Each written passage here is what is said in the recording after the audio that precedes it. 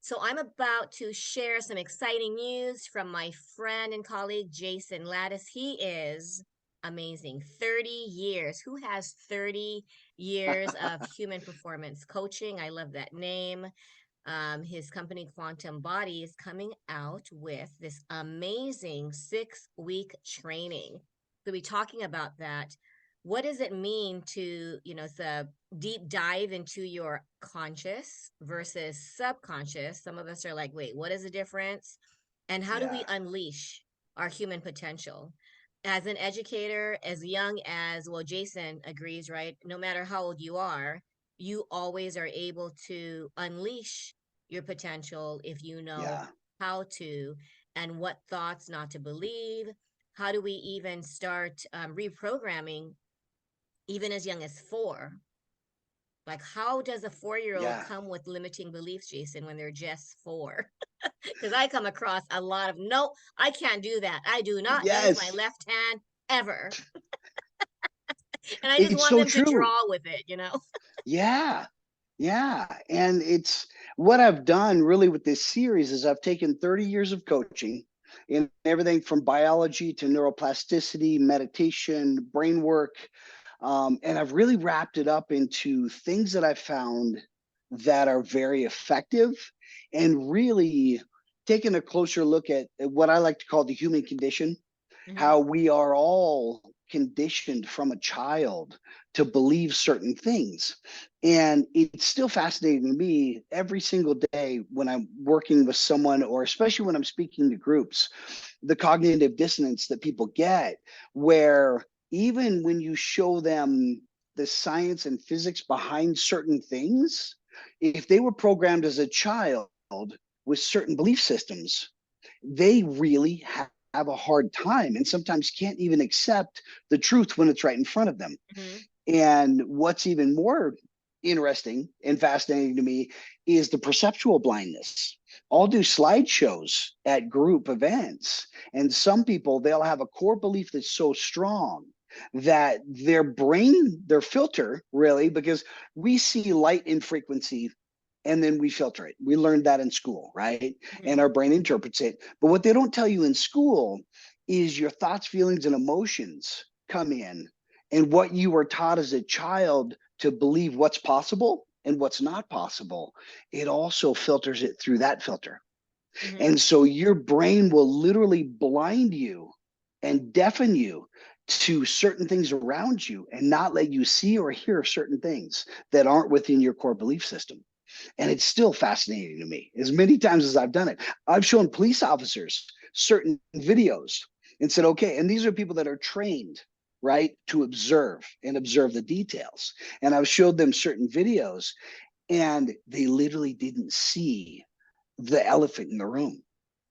And then I play it back for them and they're like, oh my gosh, this is embarrassing. I was trained to see details and I didn't even see that gorilla walking across the stage.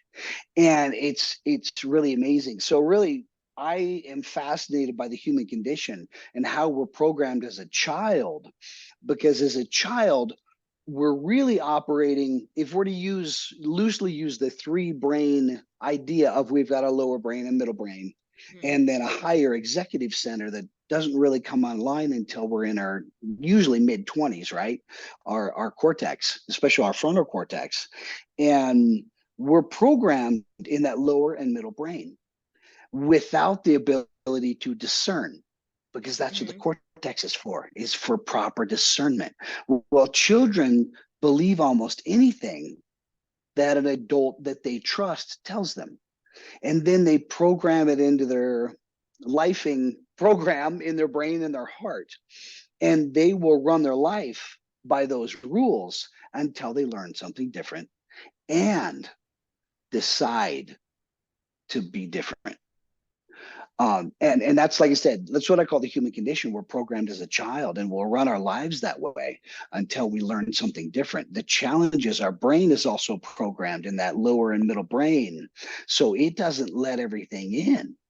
It shows us what we want to see and what we believe is possible in the world. And if we don't believe it's possible, or don't believe in it, oftentimes our brain will literally blind us to things and deafen us to things. This video series really starts with biology and works through your energy structure. You know, we're electromagnetic beings. You can measure that in the hospital. And then it goes into your central nervous system, your brain waves, and explains really the entire process of learning as a child, programming, and then how our system operates on a day-to-day basis. A lot of people are going to weekend courses, Tony Robbins events, all these other great events to learn how to break habits. But oftentimes, you were talking about the subconscious and the conscious mind and the Mm-hmm. separation. We were programmed in our subconscious mind. And Yeah. that's the program that's running behind the scenes. We live in our conscious mind, which is that higher brainwave of paying rent, getting a job, all your daily stresses in life. And we try, like Einstein said, your challenge that you're trying to look at or fix can't be approached in the same brainwave, Yeah. right? But we just heard that as a neat quote, and everybody can quote these things, but they don't realize that your subconscious is just like that program below the surface that just keeps running. And I like to teach people how to step back and observe their lives as a conscious observer, and they start to see these habits from a different angle, and then teach them how to reprogram them in their subconscious, because that's where the programs are written. That was Wow. a really long answer to a simple question, huh? No, but you know what? I think sometimes you don't realize that no matter how many courses, no matter how many books, no matter how many, right, we do meditations, affirmations, we Yeah. journal, and then we wonder why we continue to have these same toxic beliefs. Yeah. I think some people find themselves in the same toxic, like professional environments, personal environments, and then even within their themselves, right? So how do you open someone's mind to even believing that they're able to? Because I see like, no, that's the way it is, Karen. It always, I whenever know. I'm there, I know because, and Yeah. well, why? Because I just know. It's been like Because I just 20 know. years and I just know. Yeah. And how do you have them? Well, and that's the definition of insanity, right? Is doing the same thing over and over and expecting different results.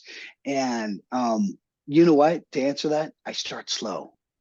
Start Mm, really slow with a conversation, and then take it slowly deeper and deeper. I found, like I said, in 30 years, you can't just teach one thing. yeah. You have to meet people where they are, and some people, like you said, are very closed off, and that's okay. You meet them there, and it may take a little longer, right, to break through, but that's the cognitive dissonance part. That's the Hmm. part where their brain is so hardwired that it doesn't even want to allow them to believe in anything different. So you got to show them some proof and show them some, how other people are doing things, and slowly make the comparison. But it's that conscious subconscious mind programming that just still fascinates me 30 years later. And the reason I call this program The Journey to You is because, really, if I was to say all of these things I just talked about, from the biology to the energy to the neuroplasticity, what matters the most? And it's really who you are. And the biggest challenge, like the person you just mentioned, that is certain of these certain things that most of them aren't working out for them, but they're still certain of it. Um, no one knows who they are. We were programmed to be these great producing consumers, and our reality is advertising.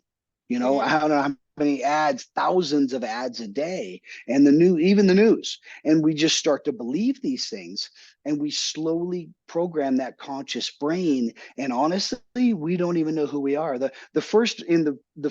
Our second slide in the very first video, I call your domestication process. And it just shows how your caregivers, and as we've discussed before, that's not always mom and dad. It could be Hmm. anyone. It could have been the bus driver, because I Mm-hmm. saw them every morning. They were super nice to me, and they always told me wonderful things. Mm-hmm. And so I believed everything they said. Um, that starts to program your mind. But dad was a Republican, mom was a Democrat. I don't even like to use those words. You know what I mean? We had these belief systems, this religious belief system. We belong to this group, this club, and these certain things. We're this certain culture. Well, this culture is different. And we Mm-hmm. believe it all as a kid. So we grow up with all these labels all over our body of who we think we are. And we continue to operate our lives by those labels. And the Mm-hmm. funny thing is, it's not even who we are. We're literally living, we're a conglomerate of all of our caregivers' belief systems. Isn't that amazing? Which is And why I we're know, often confused, right? Or then yeah, you understand that's why someone is so like, I need to win. I need to be a high achiever because it defines yes, them. And then when you even yes. introduce something just remotely a little different, you're like, nope, Hmm. this is what I was taught and this is what I believe. You just nailed it. This is what I was taught. And Isn't it I weird that they chose, don't question it? They no, just I never chose, question it. well, and that's what's so neat is, um, or to me, is as our brains are forming, you've got that lower brain that's survival, right? And then you've got the middle brain as we start to develop emotions, which really just is being recognized safe, right? In my safe environment. We don't have this executive center. So when we're learning these things as a child, we lack the ability to discern. And so we Mm-hmm. just take it in and believe it. And the more really a truth to you isn't necessarily fact. It's just a belief that you keep thinking repeatedly. And so you have neural pathways that just keep in a habit form Mm-hmm. creating the same thing in your life. But what's interesting is I'll ask people about themselves, and they'll start giving me their job, their Yes. career, their political beliefs, everything else. And I'll just let them talk, and I'll write it all down. And then I'll say, okay, so all of these are just belief systems. So who are you? And they're like, oh my gosh, what do you mean? That's how I've always described myself. And then the more we talk, we realize, well, grandpa was this political belief, and I was raised in this religion and this culture, right? Right, right, right. Um, and they start to understand, oh my gosh, yeah, if I lined up 20 different people, they would answer radically different, even if they were from the same neighborhood. And I slowly start to help them understand that they've been living by all of these labels. Mm-hmm. When I moved here to the mainland from Maui, that was the really challenging for me because everybody automatically wanted to know who you are and judged you by their belief systems. And there's Mm-hmm. a very culturally strong belief system here in Utah. Um, and it confused people that I didn't identify by a certain religion. And and they said, well, what do you mean? Well, how can that be? But what do you believe in? And I talk about what I believe in, and they're like, but where's the book, or where's the rule book, or And who's the how leader of that that exactly? church? Like, what do you mean you believe in yourself? You know? And it There's was got it to be was a higher real, being somewhere, and you're like, and that yeah, was the it's your. yeah. And if I actually just told them, well, I'm Buddhist, or I'm Christian, or I'm this, or I'm this religion, they would have a much more comfortable Hmm. conversation with me because I had a label, Yeah. and they were able to label me, and they were able to categorize me. But when people can't categorize you, it confuses them, and it's a slow process of helping them understand that and how they were domesticated. And then how, because oftentimes when people have these habits or these things they keep doing, it's driving them crazy, like, oh my gosh, I'm just like my mom. and Hmm. and they just keep doing the same thing even though they don't like the results. And but they nailed it. I'm just like my mom. That's a habit that I picked up from my mom. Okay, so let's take that a little further. You know what I mean? And let's see where that goes. And grandpa was always angry about a certain president or, Hmm. political affiliation. Okay, well, let's see how that identifies into your life. And then they start to realize, oh my gosh, I'm not even me. I'm everyone else's You're just a follower. beliefs. Yeah, you're a follower Yeah. of many. You're just this conglomerate, right? Of beliefs that you learned as a kid. And those are literally just beliefs. They're not even facts. They're just a thought you keep thinking. And then you identify with it and it becomes you. And Yes. that's, I think, in the human condition, that's the biggest challenge we have today, especially with anxiety, is no one knows who they are. And especially with social media, because they're all trying to, not only do they get programmed as a child, now they're trying to be just like their favorite influencer. So Yes. now they're consciously trying to program themselves to be just like someone else. I know, isn't that And no one crazy? knows who Or they they are. like a particular product or a particular Exactly. song all because they it's like a what is it? That's who they admire, so that's who Yep. they become. Exactly. Yeah. And that's really what this video series is about, is doing. That's why I call it taking a deep dive into your subconscious, because we live in this conscious realm. Mm-hmm. We were programmed, not to get really technical, but we were programmed in those lower brain waves, the theta and the alpha brain waves. Alpha is a fascinating brain wave. You hear people talk about flow state, right? Mm-hmm. Athletes and high performers. Well, flow state really is, we operate in our conscious mind or our subconscious mind. And the subconscious is always running in the background. But once we get up to the high beta, we got to go to work. We're now on a schedule. We've got to pay rent and all these stressful things that we have to accomplish. You don't have contact to that subconscious mind anymore. And alpha is that little brainwave right here between theta and beta. And this is our active beta wave here. Theta is where we want to get to in meditation, right? To reprogram.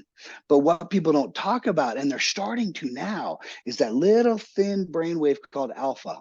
It's when you were daydreaming as a kid, usually as a teenager Mm. staring out the window in class. You were in an alpha state. That's that area that they call flow. It's the state of mind that connects the conscious with the subconscious and allows them to communicate. And that's what I teach people to do, is to get into that state. There you can start to rewrite your subconscious mind. The problem with most of the books we read about habits and changing Mm-hmm. habits is we're trying to change them in our conscious mind, but they're programmed down here. You got to get to the program. So how do you start? I mean, can you describe like step one maybe so people who know to who will Step one, enter your what I program? what Yeah. I like, I start with your domestication process, because first you have to help people understand that they under here aren't their belief systems. You know what I mean? And Mm-hmm. once you kind of strip off a little bit of that, a lot of programs that I'll backtrack a little bit here. A lot of programs jump right into, oh my gosh, you got a habit, let's fix it. Well, you True. haven't even gotten into the fact that you don't even know who you are. So who are you fixing? You know Mm. what I mean? You're fixing someone who identifies as all of these other things that they're not. And so you're trying to fix something that's out here, not in here. And so I slowly help them strip away a lot of these belief systems, help them understand that honestly, your beliefs are just thoughts that you keep thinking. It shouldn't ever be confused with facts. Mm-hmm. They're just a thought you keep thinking. And once we can really crack that barrier and open them up to discovery, then they give themselves permission to learn more. And that's, as you know, in especially working with children, you can't just walk in and tell them what to do. you know, defense defenses come up, and your brain does that even when you don't even know what you're doing. It, like cognitive dissonance, it will blind you to things. It'll just edit it out of your reality. Yes. You won't even know it's there, or you'll completely forget it. And that's your conscious mind and your brain that wants to keep you safe. That's why we often fear change, because the Mm. brain is like, oh my gosh, I got a roof over my head. I got food in the fridge. I got a job. I'm safe. I'm alive. Don't I'm change a good. thing. Yeah. Yeah, don't change anything. We're alive. Um, Even when you're suffering once though, you right? help them, I know exactly. And so once you help people understand this, that's why I start with the domestication process. I don't just jump into, hey, let's learn how to meditate. Yeah. I'm like, well, Yeah, let's learn how to breathe and calm down and calm the central nervous system. But you need to start to understand that you're not even you right now. Because when I asked you who you are, you gave me all the labels that you wear that had nothing to do with you as a with your human, you know? And once you can get to that point, then people get curious. They want to go on the journey with you. And then they open up to possibilities. Now, like I said, they've given you permission to show them more. So that's what you mean about just like the unleashing the human potential, because do some of us Exactly. resist even Mm-hmm. believing in Well, potential? most people don't even know they've got these suits of armor on, Yes. right? That are all the things that protect them, which could do the job and the career and all these things. I moving to Maui, I know more people with higher education and PhDs that are now bartenders in Maui Exactly. because they did this whole career path to please their parents. Mm-hmm. And they don't even want to be a doctor. Mm-hmm. They don't even like it. And but if you asked them, I'm a doctor, I'm this, and that's what they identified by. And I'm going to school for this. And they think that's them, and it's not. And that's why they're bartending in Maui, because finally, at 40 years old, they realized they were miserable. They've got the house, the cars, the perfect family, everything that they think they're supposed to have, but they're miserable inside. Yeah. And that's because they're living someone else's life, and there's no congruency between who they are and who they think they need to be to please society. But do you think sometimes it's difficult if you're with, say even if you're an adult and you have had that controlling parent or that controlling part of your, so you don't even think that at 40 you're allowed to be who you are or even embark on that journey of Yes. self-discovery, right? How You do know you, what's sorry, I jumped in too soon. But what's a sad discovery that I often find is people don't set themselves free until their parents pass away. I was about to say that because, Yes. but you know what's interesting is even if I went to a funeral of a family member last week and I thought sometimes you continue to be that person because in your head you can see your parents looking down going, wait a minute, we don't do that. Yes. Yes. What are you trying to do doing something that I did not?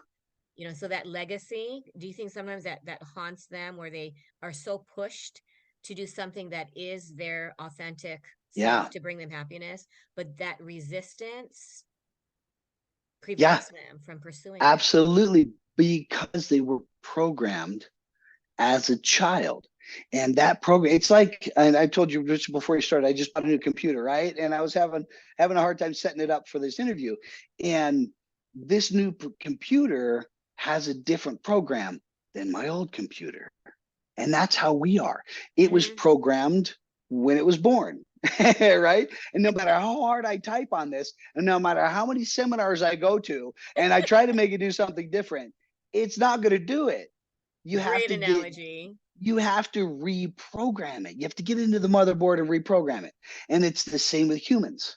It's so funny. We're programmed as a child, but we write all these things on our mirror and we shout all these wonderful things and do whatever the weekend seminar told us to do to change these habits, but we're still trying to change them in this conscious mind, not down here in the subconscious lower brain where we were programmed.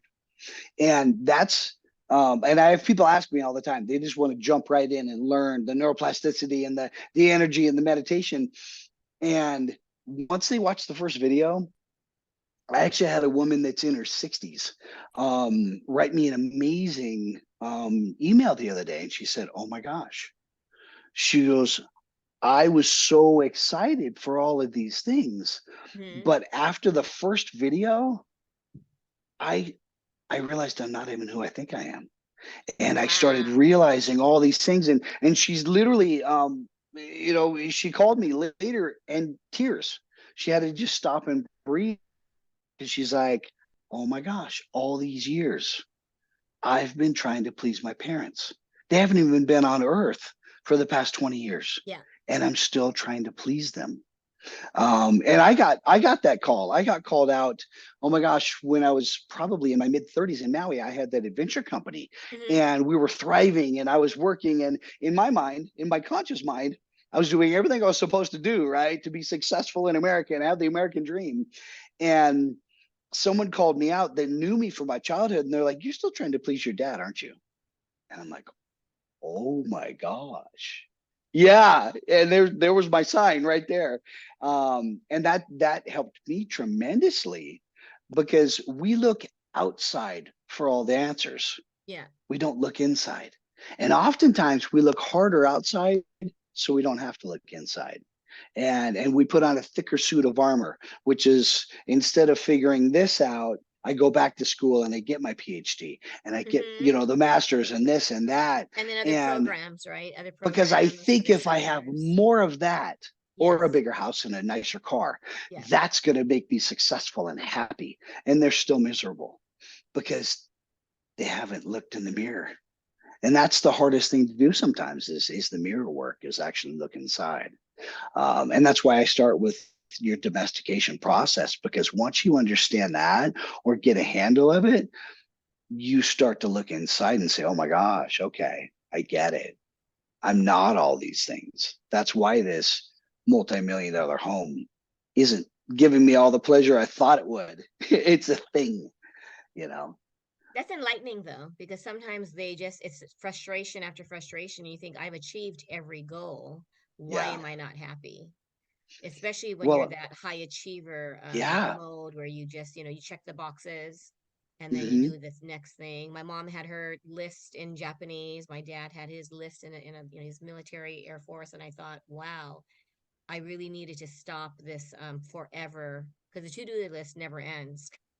You'll never Yes. like, we're done. It just, Yeah. and you realize that's how everyone is living. Like, I can't wait to graduate from high school. I just Hmm. can't wait. And then, when they're in their 20s, they think, wow, I get these messages. Boy, I wish I was back in school. Yes. Well, you've got postpartum depression.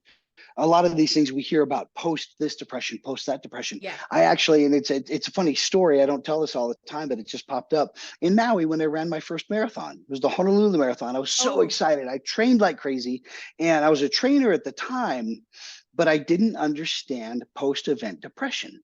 Well, I ran this marathon, and I mean, I was so stoked for 90 days of training. And as soon as it was over, the celebration was great. The next day, I woke up depressed, Hmm. and I couldn't get it. I didn't understand.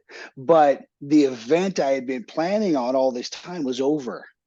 Now I'm like, oh my gosh, what do I What do do I do now? next? That happens And with weddings too, though. Sorry. yes, Some yes. kind of Oh my big gosh. event, whether it's a graduation, a wedding, accomplishing like a huge thing, and literally the next morning, right? You think, now what? Or why am I not still Yeah. excited because the event has passed? Isn't that amazing? Yeah. The next morning you find yourself in mourning.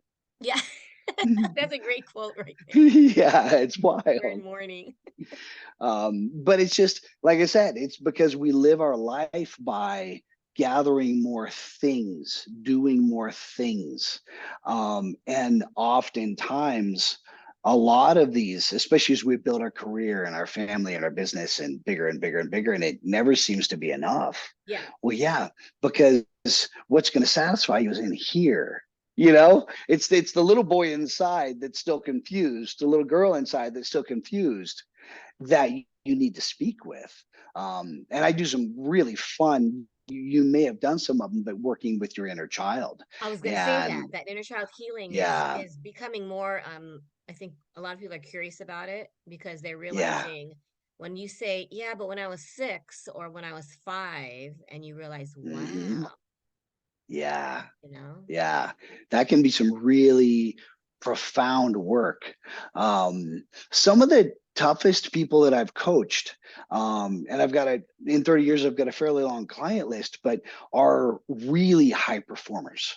Mhm. Not as much the rock stars or the Hollywood types, because they're still in their fantasy world. But it's the Fortune 500, Fortune 100 CEOs that just can't get out of their mind. And I coached one guy in Maui. I can't mention the company, but it on the second day I got him to physical exhaustion is what I did. We actually biked all the way to Hana. Oh my Yeah, gosh. not everybody will know what that It's a means here. hardship just driving there, Jason. I can't And imagine. what Well, I'm was kidding. neat is it's so beautiful, the Yes. bamboo, the waterfalls, the ocean, that you tend to overexert yourself. Because if you were doing that Mm. through the desert, you'd be going, "Oh my gosh, this sucks." You know what I mean? But Yeah, when you're in yeah. Hana, and so I found it was a fascinating way to do it. I exhausted them while they were fascinated by what we were doing, and then I took him to an area on the sea cliffs. Mm. And like I said, this guy, oh my gosh, probably Fortune 100 CEO. He was. It's a corporation everyone knows or is insured by. Um, but anyway, and I took him out to this point where I knew it was a really energetic point, just one of those ones where you get chicken skin, like you Mm-hmm. know what you call it. Um, and I sat him down on the edge and I said, just sit here. And he's like, what do you want me to do? Because he's a performer, right? Right, And right, right. I said, nothing. And he's like, well, what do you mean? And I said, I want you to sit here. Well, and do what? And I said, and it took me a minute just to say, I want you to just sit here and stare out to sea. And I walked away. And it was so confusing for him Oh because he yeah. wanted to learn something. He wanted a gold star for doing something. He wanted, you know what I mean? Some kind of praise or task that he could overperform in. And I came back about 25 minutes later and he was sobbing his eyes out. He was literally crying like a baby. And he just looked at me and he was embarrassed. And he said, I don't even know why I'm crying. And I said, exactly. Because this is probably the first time since you were a child, you've actually allowed yourself to be you and to stop and to feel and experience you instead of trying to be the Wow. top of the charts. And it's I learn as much. There's such an amazing energetic exchange when you have Mm-hmm. someone break through like that. Oh It's the yeah. same for you. And I learned so much from that. It was fascinating and it just reminded me, so many people, the human condition, we've been programmed and conditioned to be good little performers and consumers, and then it just gets reiterated through the rest of our lives Well, we're until we goal break out of that. oriented, right? Yeah, we're goal oriented. We want to find out what the objective is, what Yeah. because my husband used to, we're going to take a drive. I'm like, where? How long? Yeah. What's the destination?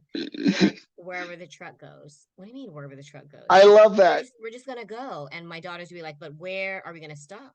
Wherever. What do you mean, wherever? We need to have a plan. Why? I love that. And we were just so confused. But he, born and raised in Maui, and he said my favorite thing used to be to just drive around, and we'd be like, "Where? Where Wherever." I love that. That's awesome. But that story reminded me of I have like you need to have a destination. I go to Disneyland. Okay, what rides do you want to ride? Make sure that everyone, and it's just something that's ingrained in you to Yeah, make sure that everyone else, and then you don't even know who you are, I you know, know. because I think as a parent too, I notice a lot of moms is like, oh my gosh, I'm so busy. I have to make sure that, he takes lunch and he takes his Yeah. water bottle and they make sure that they do whatever. And now that I'm removed from that hectic, well, you're still in that phase, right? How old is your youngest? Oh my gosh. Well, my in my new marriage with Joy, she has 5 children. I have 3.